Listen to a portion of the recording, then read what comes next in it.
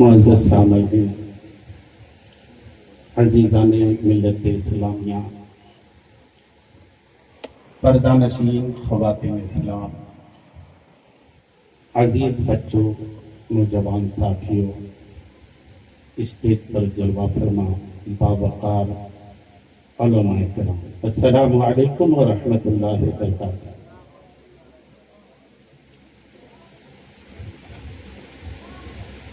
میں تقریر نہیں کرتا ہوں کیونکہ میں درس گاہی عالم ہوں، اس لیے تھوڑا بہت نصیحت کروں، کیونکہ میرے سسر محترم اس مقام پر جا رہے ہیں جن کی آنکھیں کچھ دن بعد وہ آنکھ بن جائے گی، وہ کعبہ کو دیکھنے والی آنکھ ہے، وہ قدم بن جائے گا جو قدم کعبے کی طرف گیا ہوا ہے، وہ زبان بن جائے گی جس میں حج بیت اللہ کے فرائض ادا کیے جاتے ہیں۔ الحمدللہ الحمدللہ الذی ارسل رسولہ بالہدی وما ینطق عن الہوی ان هو الا وحی یوحی والصلاة والسلام علی سیدنا وسید الانبیاء محمد المصطفى وعلى آلہ التقى وصحبہ الہدى وذریتہ اجمعین بارک وسلم ابدا ابدا۔ اما بعد فاعوذ باللہ من الشیطان الرجیم، بسم اللہ الرحمن الرحیم۔ قال اللہ تبارک وتعالی فی القرآن المجید والفرقان الحمید، قل ان كان آباؤكم وأبناؤكم وإخوانكم وأزواجكم وعشيرتكم وأموال اقترفتموها تجارة تخشون كسادها ومساكن ترضونها أحب إليكم من الله ورسوله وجهاد في سبيله فتربصوا حتى يأتي الله بأمره والله لا يهدي القوم الفاسقين۔ آمنت باللہ صدق اللہ العظیم۔ آئیے عقیدت و محبت کے ساتھ اپنے انداز میں درود پاک پڑھیں۔ رب سلم علی رسول اللہ، رب سلم علی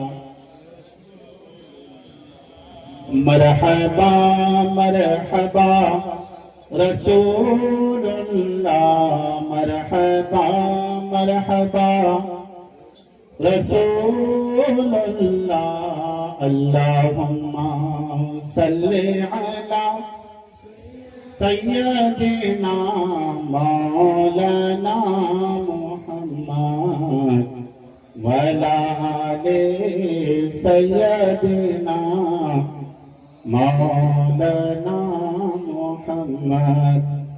All praise be to God, who is the sustainer of both world, who is very kind and the most merciful, and the Lord of the day of resurrection, who created the world with the charity of his prophet Muhammad sallallahu alaihi wasallam, who revealed the Quran. Thanks be to God. Today the whole world is talking about the Quran, because Islam is the name of a peaceful religion. Today we need to understand Islam. What is Islam? Definition of Islam. Islam is the name of truth. Islam is the name of reality. We have to say this: who become close to the Prophet Muhammad sallallahu alaihi wasallam, he become close to Prophet. Who become close to Islam, who believe the Prophet Muhammad sallallahu alaihi wasallam, he believed in Islam. And loving Islam, it means following God's orders.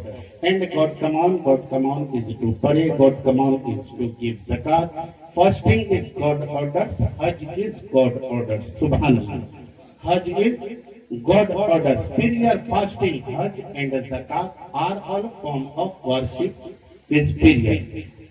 There are many prophets come to the world, keep conveying God's message to the people. He continued to tell about the religion of Islam. Read aloud, read Durood Sharif. Allahumma salli ala sayyidina wa maulana Muhammadin barik wa sallim, salatan wa salaman alayka ya Rasul Allah sallallahu ta'ala alayhi wa sallam. God says in the Quran, قل ان كان آباؤكم وابناؤكم واخوانكم وازواجكم وعشيرتكم واموال اقترفتموها تجارة تخشون كسادها ومساكين ترضونها احب اليكم من الله ورسوله وجهاد في سبيله فتربصوا حتى يأتي الله بأمره واللہ لا یہدی القوم الفاسقین۔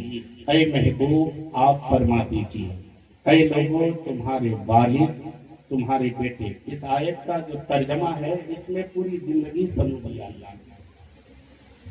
محبوب سے فرمایا محبوب آپ اعلان کر دیجئے دنیا والوں سے، اے لوگوں تمہارے والد تمہارے بیٹے تمہارے بھائی تمہاری بیویاں تمہارا کنبہ یعنی رشتہ دار تمہارے پسند کے مکانات کمائی کے وہ مال جس کے نقصان و سیاہ کا تمہیں ڈر رہتا ہے، تمہارے پسند کے مکانات، ان میں سے کوئی بھی چیز تمہیں اللہ اور اس کے رسول صلی اللہ علیہ وسلم کی راہ میں قربان کرنے سے، خرچ کرنے سے، جہاد کرنے سے زیادہ پیارے ہوں تو انتظار کرو، اللہ اپنا عذاب اتارے، لا یہدی القوم الفاسقین، اور اللہ فاسقوں کو ہدایت نہیں دیتا۔ یہ آیت بہت اہم ہے۔ قرآن پاک میں ایک جگہ اللہ نے فرمایا اِنَّ هَذَا الْقُرْآنَ يَهْدِي لِلَّتِي هِيَ أَقْوَمُ وَيُبَشِّرُ الْمُؤْمِنِينَ الَّذِينَ يَعْمَلُونَ الصَّالِحَاتِ أَنَّ لَهُمْ أَجْرًا كَبِيرًا۔ یہ قرآن وہ راہ دکھاتا ہے جو سب سے سیدھی ہے اور خوشی سناتا ہے ایمان والوں کو جو اچھے کام کریں ان کے لیے بڑا اجر ہے۔ جو اچھے کام کریں، سب سے اچھا کام دنیا کا نماز، روزہ، حج، زکوٰۃ، سبحان اللہ، سب سے اچھا کام حج۔ نماز پڑھیں تو آپ کے ظاہر دن بھر کے گناہ معاف ہوتے ہیں، روزہ رکھیں بدن کے گناہ تقوی پرہیزگاری حاصل ہوتا ہے، زکوٰۃ دیں تو مال میں پاکیزگی آ جاتی ہے، ایمان ستھرا ہوتا ہے، لیکن حج کریں تو سر سے پاؤں تک کے گناہوں کو دھل لیے جاتے ہیں۔ ابھی کوئی حضرت بیان کر رہے تھے وَلَوْ أَنَّهُمْ إِذْ ظَلَمُوا أَنفُسَهُمْ جَاءُوكَ فَاسْتَغْفَرُوا اللَّهَ وَاسْتَغْفَرَ لَهُمُ الرَّسُولُ لَوَجَدُوا اللَّهَ تَوَّابًا رَحِيمًا۔ محبوب جب کوئی اپنی جانوں پر ظلم کرے اور پھر وہ آپ کی بارگاہ میں حاضر ہو جائے اور آپ ان کی رہنمائی فرمائیں، یعنی اللہ سے کہہ دیں پروردگار کہ میری امت میری بارگاہ میں آیا ہے، تو آپ اگر سفارش کریں گے تو ان کی مغفرت کر دی جائے گی، ان کو بخش دیا جائے گا، ان کے گناہ معاف کر دیے جائیں گے۔ ایک جگہ اللہ نے فرمایا لَقَدْ كَانَ لَكُمْ فِي رَسُولِ اللَّهِ أُسْوَةٌ حَسَنَةٌ، تمہیں ایک رسول مبعوث کیا جاتا ہے جن کی زندگی تمہارے حق میں نمونہ عمل ہے، جن کی زندگی تمہارے حق میں نمونہ عمل ہے۔ یعنی اے لوگو اگر تم قانونی زندگی کو لینا چاہتے ہو، قانونی زندگی لینا چاہتے ہو، زندگی کا چلن اور ڈھنگ سیکھنا چاہتے ہو، یا دستور حیات کا باقپن دیکھنا چاہتے ہو، یا زندگی کی جلوت و خلوت میں زندگی کی صبح و شام کیسے گزرے، یہ زندگی اپنی منزل اور سمت سفر کیسے متعین کرے، اگر متعین کر لے تو اس راہ گزر پر چلنے کی ادا کیا ہے، شاہرہ زندگی کے اجالے اور اندھیرے کیا ہیں، اس کی ہموار ناہموار راہوں کو عبور کرنے کا طریقہ کیا ہے۔ اگر زندگی کی پرپیچ راہوں اور خاردار جھاڑیوں سے دامن بچا کر گزرنا چاہتے ہو تو بڑے بڑے شہروں کی شاہراہوں کو مت دیکھو، روس اور فرانس کی فلک بوس عمارتوں کے زیر سایہ زندگی کی سکون و راحت مت ڈھونڈو۔ اگر صحیح معنوں میں تم کو اس کی تجسس و تلاش ہے تو آسمان بولتی عمارتوں کے سائے میں زندگی کی سکون و راحت مت ڈھونڈو، بلکہ گنبد خضرا کی چھاؤں میں چلے آؤ، مدینے کی گلیوں میں پسینہ ڈالو۔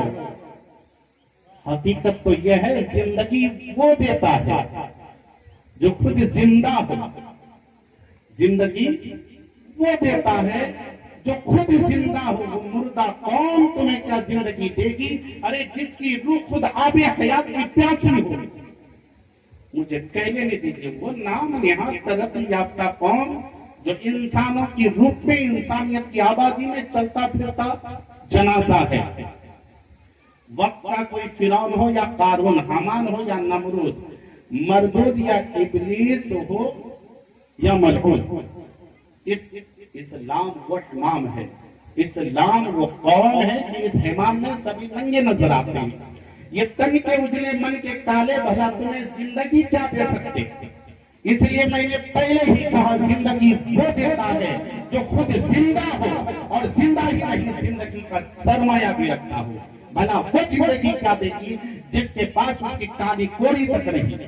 قرآن کا اشارہ اسی طرف ہے۔ اے زندگی کے متلاشیوں، اگر تم اپنی نیت کے سچے، ارادے کے پکے ہو تو در بدر کی ٹھوکریں مت کھاؤ، ہر اونچ نیچ کی کنڈی مت کھٹکھٹاؤ، بلکہ سیدھے سیدھے مدینے چلے آؤ۔ ان کی بارگاہ کرم میں دستے طلب دراز کرو جو خود بھی زندہ ہے اور زندگی بانٹ بھی رہے ہیں۔ آج کون ہے، آج کون ہے جو لاکھوں کروڑوں حجاج کو کعبۃ اللہ جانے پر مجبور کر دیا؟ یہ وہی رسول خدا کا پکار ہے، انہی کا بلاوا ہے جن پر قرآن نازل ہوا، آپ کی ہدایت، جن پر قرآن نازل ہوا حج کے ارکان جاننے کی، جن پر قرآن، مجھے تو روح اور روحانیت کے متعلق کچھ باتیں کرنی تھی لیکن وقت ساتھ نہیں دے گا، انشاءاللہ پھر کبھی۔ بہت اہم چیز، اللہ نے 5 چیزیں فرض کیا ہے، ایک تو کلمہ ہے، نماز ہے، دوسرا روزہ ہے، زکوٰۃ ہے، اس کے بعد حج۔ بس مختصر یہ جان لیجئے روزہ سب پر فرض نہیں ہے، اس کی کیٹیگری ہے کوالٹی۔ اسی طرح زکوٰۃ بھی سب پر فرض نہیں ہے نا، اس کی بھی کوالٹی ہے۔ حج بھی سب پر فرض نہیں ہے، وہ بھی کوالٹی۔ لیکن عبادتوں میں بھی فرق ہے، زکوٰۃ سال میں ایک بار، روزہ سال میں ایک بار، سب پر نہیں۔ حج تو زندگی میں ایک بار ہے نا، لیکن نماز وہ عبادت ہے کہ ہر دن ہر امیر غریب پر 5 مرتبہ، ہر امیر غریب پر کتنا؟ 5 مرتبہ ہے۔ اس لیے نماز پڑھیے، دین کو سمجھیے۔ کوئی ایسا دنیا کا ولی ہے، کوئی ایسا ولی ہے مجھے بتائیے؟ شاہ مستان رحیم بخش رحمت اللہ علیہ کو لے لیجیے، انہیں کا تذکرہ کر لیجیے، آپ ان کی زندگی کو پڑھ لیجیے۔ ارے ان کا گھر یہاں رہتا تھا، سر اجمیر میں رہا کرتا تھا، تن یہاں رہتا تھا، من اجمیر میں رہا کرتا تھا، ان کی نماز نہیں جاتی تھی۔ آج ہمیں کہنا پڑ رہا ہے، ہم مولانا مقصود ہیں، ممبئی میں رہتے ہیں، میرا خود کا ادارہ ہے، چل رہا ہے، سینکڑوں بچے تعلیم پاتے ہیں پرنسپل کی حیثیت سے، لیکن آپ کو بھی تعارف کرنی پڑے، ہم فلاں کام کرتے ہیں، لیکن شاہ مستان شاہ رحمت اللہ علیہ کی تعریف کرنے والا کوئی نہیں، چھوٹے سے بڑے تک ہر زبان میں رہی ہے، شاہ مستان رحیم بخش اللہ کے ولی ہیں، پرہیزگار ہیں۔ کہہ رہا کیا انہوں نے نماز چھوڑی تھی؟ نہیں۔ حضرت مخدوم پاک کا واقعہ ہے، دنیا میں کتنے لوگ آئے، کتنے چلے گئے، ہے کوئی چیلنج کرنے والا کہ میں اپنا جنازہ اپنے سے پڑھاؤں گا؟ اتنے علماء اکرام، ذمہ دار علماء اکرام بیٹھے ہیں، کسی کو انکار۔